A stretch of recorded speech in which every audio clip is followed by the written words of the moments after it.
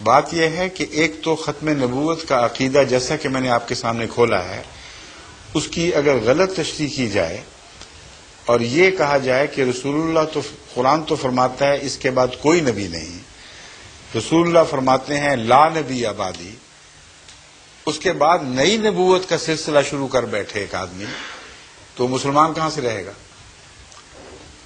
جس نے ختم نبوت کی مہر توڑ دی، جس نے رسول اللہ علیہ وسلم کی غلامی سے آزاد ہونے کا ادعا کر لیا، وہ بھی کافر، اس کے ماننے والے بھی کافر۔ اور ایک بات جو نہیں بتاتے وہ میں آپ کو بتا دیتا ہوں، اس میں یہ بھی کافر ہو جائیں گے، وہ یہ کہ یہ خود مانتے ہیں کہ مسیح آئے گا اور مہدی بھی آئے گا، اور یہ بھی مانتے ہیں کہ مسیح لازماً نبی اللہ ہوگا۔ تو آئیڈینٹی کا فرق ہے، عقیدے میں تو فرق ہی کوئی نہ رہا۔ سارے یہ علماء تسلیم کرتے ہیں، آپ ان سے پوچھ کے دیکھ لیں کہ مسیح آئے گا تو نبی اللہ ہوگا کہ نہیں؟ کہیں ہوگا۔ امام مہدی خدا مقرر کرے گا کہ نہیں؟ کہتے ہیں مقرر کرے گا۔ اگر آپ امام مہدی کا انکار کر دیں گے تو مسلمان رہیں گے؟ سوال ہی نہیں پیدا ہوتا۔ وہی بات جب ہم کہتے ہیں تو ہم کافر، یہ کیوں نہیں ہوتے کافر اس سے؟ اگر زہر ہے تو سب نے کھایا ہوا ہے، پھر یہ اجتماعی خودکشی ہونی چاہیے، لیکن ہم بچ جاتے ہیں اس وجہ سے کہ ان کا اپنا عمل، ان کا اپنا موقف ان کو جھوٹا قرار دے رہا ہے۔ بس اگر غیر مسلم بنتے ہیں تو یہ بنیں گے، ہم نہیں بنیں گے۔ اور حوالہ میرے پاس کیا ہے؟ رسول اللہ صلی اللہ علیہ وسلم کا۔ حضرت صلی اللہ علیہ وآلہ وسلم کے دو فتاوی ہیں جن کو پیش نظر رکھیں۔ ایک یہ کہ اگر کوئی مسلمان کو کافر قرار دے تو وہ غیر مسلم ہو، خود کافر ہو جائے گا۔ یہ وہ فتویٰ ہے جو علماء جانتے ہیں کہ صحیح ہے، اور اس کے متعلق کوئی بحث نہیں اٹھائے گی کہ کمزور حدیث کی بات ہے۔ اور حضرت مسیح موعود علیہ السلام نے ان کو کافر کہنے سے پہلے 12 سال تک مسلسل صبر کیا ان کے فتووں پر، اور یہ حدیثیں یاد کرائیں۔ آپ نے فرمایا کہ میں کسی کلمہ گو کو کافر نہیں کہنا چاہتا، میرا انکار بھی کرتے ہو پھر بھی میں کہہ سکتا، میرے دل میں یہ طاقت نہیں کہ میں کلمہ گو کو کافر کہہ دوں، مگر میں تمہیں یہ حدیث بتا رہا ہوں، اگر تم باز نہ آئے تو پھر محمد رسول اللہ صلی اللہ علیہ وسلم کے فتوے کے خلاف میں کوئی فتویٰ نہیں دے سکتا۔ کہ رسول اللہ صلی اللہ علیہ وسلم نے فرمایا ایک زمانہ آئے گا جب میری امت یہودیوں کی طرح 72 فرقوں میں بٹ جائے گی۔ یہ وہ حدیث ہے جسے مولوی عبد الوہاب صاحب جو وہابی فرقے کے سربراہ ہیں، انہوں نے بڑی شد و مت سے اپنی صداقت کی نشانی کے طور پر پیش فرمایا ہے۔ وہ کس طرح؟ وہ یوں کہ کہتے ہیں کہ رسول اللہ صلی اللہ علیہ وسلم نے فرمایا 72 فرقوں میں بٹ جائے گی، وہ 72 کے 72 جہنمی ہوں گے، سوائے ایک کے جو 73ویں جماعت ہوگی۔ تو مولوی عبد الوہاب صاحب نے یہ دعویٰ کیا، ان کی کتب میں لکھا ہوا موجود ہے کہ میں جس فرقے کا بانی ہوں یہ وہ 73ویں جماعت ہے، جس کے متعلق یہ خوشخبری تھی کہ یہ تو پکے مسلمان اور جنتی، باقی سارے 72 کے 72 جہنمی ہیں۔ حدیث تسلیم ہو گئی نا سعودی عرب کو پوری طرح۔ اب بتائیں 72 فرقے جہنمیوں کو وہاں حج کیوں کرنے دیتے ہیں اور صرف ایک کو باہر نکالا ہوا ہے، وہ جماعت احمدیہ ہے؟ رسول اللہ صلی اللہ علیہ وسلم فرماتے ہیں 72 جہنمی ہوں گے، ایک جنتی اور وہ جماعت ہوگی، اور ان کے اپنے بانی فرماتے ہیں کہ ہم وہ جماعت ہیں مگر 72 کی حدیث سچی، باقی سب جہنمی ہو گئے نا۔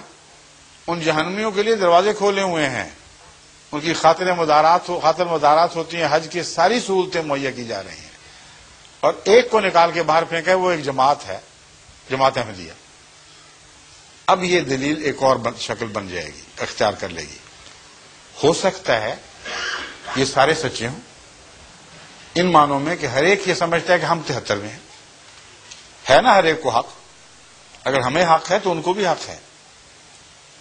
اگر ان کو حق ہے کہ وہ اپنے آپ کو 73واں سمجھیں اور باقی کو 72 سمجھیں، تو 72 میں بیٹھے کیا کر رہے ہیں؟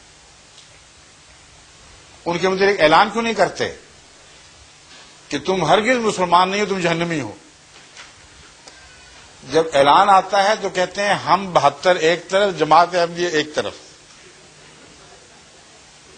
اور جب اپنا سچا ہونے کا دعویٰ کرتے ہیں تو کہتے ہیں ہم 73ویں جماعت ہیں، 72 کے اندر بیٹھے ہوئے ہیں۔ اب آپ بتائیں، جس ہوٹل میں 72 کمرے ہوں، 72 کو آگ لگ جائے تو وہ 73 میں کمرے والے بیٹھے رہیں گے ان کے اندر شامل ہو کر؟ وہ تو ہر آدمی نکلنے کی کوشش کرے گا۔ رسول اللہ صلی اللہ علیہ وسلم نے آگ لگنے کی بات کی ہے، 72 کو آگ لگ گئی، یعنی گمراہ ہو گئے، اور یہ ان میں اندر بیٹھے ہوئے فخر سے کہہ رہے ہیں کہ ہم 72 ہی ہیں۔ تو ان کا ایک دوسرے کے خلاف جماعت احمدیہ کے مقابل پر اجتماع ان کے 72 ہونے پر سواد کر رہا ہے، اور جب 72 کا حصہ ہیں تو فتویٰ رسول اللہ صلی اللہ علیہ وسلم کا چلے گا، ان کا دعویٰ کوئی کام نہیں آئے گا۔ شیعوں کے اوپر دیکھیں کیسے کیسے فتوے ہیں جو سنیوں نے لگائے ہیں۔ شیعوں کے جوابی فتوے بھی بڑے سخت ہیں، مگر وہاں حج میں ان پر کوئی اعتراض نہیں۔ وہابی فرقہ توحید کے نام پر اٹھا تھا، اور سارے مزار جو ان کی عزت کی جاتی ان کو مٹا دیا گیا تھا، تمام احترام کی نشانیاں دور کر دی گئیں۔ لیکن بریلوی وہاں لاکھوں کی تعداد میں آتے ہیں جو داتا دربار کے سامنے بھی سجدے کرتے ہیں۔ ایسے مشرکوں کو تو وہ اجازت دے دیتے ہیں اور کوئی پرواہ نہیں کرتے۔ سیاست بازی ہے، اس کے سوا کوئی بات ہی کچھ نہیں۔ تو ان کا فتویٰ بھی ویسا جیسا کہ ان کا عمل ہے۔ جب جماعت احمدیہ کے خلاف یہ فیصلہ ہوا کہ پاکستان کی نیشنل اسمبلی جس میں تمام فرقوں کے نمائندے موجود ہیں، انہوں نے متفق علیہ طور پر یہ فیصلہ کیا ہے کہ یہ سارے مسلمان اور صرف جماعت احمدیہ دائرہ اسلام سے خارج ہے۔ اس فیصلے کا اعلان نوائے وقت لاہور 16 اکتوبر 1974 کو ان الفاظ میں کیا گیا: قادیانی مسئلے کا حل اور چند دلچسپ حقائق۔ اسلامی تاریخ میں اس قدر پورے طور پر کسی اہم مسئلے پر کبھی اجماع نہیں ہوا۔ اس فیصلے کی ایک خاص اہمیت یہ ہے کہ اس پر اجماع امت بالکل صحیح طور پر ہوا۔ اسلام کی ساری تاریخ میں اس قدر پورے طور پر کسی اہم مسئلے پر کبھی اجتماع امت نہیں ہوا۔ اجماع امت میں ملک کے سب بڑے سے بڑے علماء دین اور حاملان شرع متین کے علاوہ تمام سیاسی لیڈر اور ہر گروپ کے سیاسی رہنما کما کو متفق ہوئے، اور صوفیاء کرام اور عارفین باللہ برگزیدگان نے تصوف و طریقت کو بھی پورا اتفاق ہوا۔ قادیانی فرقے کو چھوڑ کر جو بھی 72 فرقے مسلمان یہاں تان ٹوٹ گیا۔ اس کے اندر ہنسی آتی ہے دیکھ کے، اتنی بڑی بڑی بنیادیں ایسے دعوے بنائے تمام علماء شرع متین اور صوفیاء بزرگ و کرام، قادیانی فرقے کو چھوڑ کر جو بھی 72 فرقے مسلمانوں کے بتائے جاتے ہیں، سب کے سب اس مسئلہ کے حل پر متفق اور خوش ہیں۔ اب بتائیں، اپنا 72 ہونا مان گیا کہ نہیں؟ 72 ہونا مان گئے، فتویٰ اپنا لگائیں گے یا محمد رسول اللہ کا فتویٰ چلے گا؟ اب بتاؤ۔ انہوں نے 72 ہونا تسلیم کر لیا، ہم بھی مان گئے، مگر فتویٰ 72 پر صرف رسول اللہ صلی اللہ علیہ وسلم کو چلے گا۔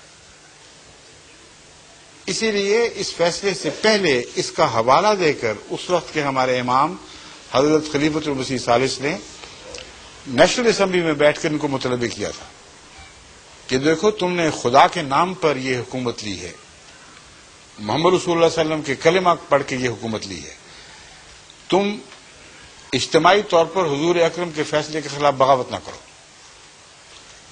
تمہیں یہ تو حق ہے کہ تم میں سے ہر فرقہ یہ کہے کہ ہم جماعت ہیں، باقی 72 ہیں، مگر یہ حق نہیں ہے کہ اپنے آپ کو 72 بھی کہو اور جنتی بھی قرار دو۔ یہ وارننگ سن کر پھر یہ اعلان ہوا ہے۔ اب آپ فیصلہ فرما لیں خود ہی۔